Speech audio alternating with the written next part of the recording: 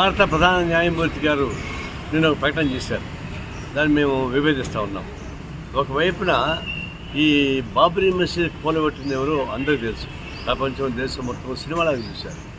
అట్లాంటి బాబ్రీ మసీద్ కేసు 5 మంది జడ్జి కేసు తీర్పిచ్చారు. న్యాయమైన తీర్పడతారు. ఎట్లా న్యాయమైన తీర్పది? ప్రపంచం మొత్తం తెలుసు కదా. ఎల్కే అద్వాని అక్కడే ఉన్నారు, మురళీమోహన్ జోషి అక్కడే ఉన్నారు, ఉమాభారతి అక్కడే ఉంది. అంతా కలిసి కూలగొట్టి డ్యాన్స్ చేసుకున్నారు. ప్రపంచం తెలుసు. తెలిసినా కూడా కొన్ని దోషులను గుర్తించడంలో నిరాకరించి దాన్ని తీర్పిచ్చారు. ఆ తీర్పుని తీర్పు అని చెప్తారు. ఆ తీర్పు సార్ ఎక్కడున్నారు? తీర్పిచ్చిన ఒక ఆయనేమో రాజ్యసభలో ఉన్నాడు, ఇంకొక ఆయనేమో ఆంధ్రప్రదేశ్ గవర్నర్గా ఉన్నాడు. ఇది కుట్టిపోయి కింద లెక్క. అది న్యాయమైన తీర్పుని అంటే చెప్తారు మీరు. లేదా మసీదు కూలగొట్టే రామాలయం కట్టారు. రామాలయం కడితే ఎల్కే అద్వాని రావద్దని చెప్పారు. ఎందుకంటే ఆయన కూర్చుని ఆయన కాబట్టి గిల్టీ ఉంటుందని చెప్పేసి బీజేపీ అదేసి వాళ్ళు లోపల గిల్టీకి ఫీల్ అవుతున్నారు.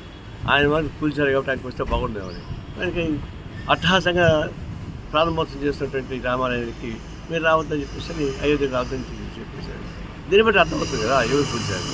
కాబట్టి న్యాయ వ్యవస్థ లేకుండా పోవడం విచారకరంగా ఉంది. ఉన్నది చెప్పాలి. తర్వాత మనం సర్దుకోవద్దు, అవసరం మనం చూసుకోవచ్చు. అంటే ఈ భారత న్యాయమూర్తి అభిప్రాయాన్ని మేము విభేదిస్తాం.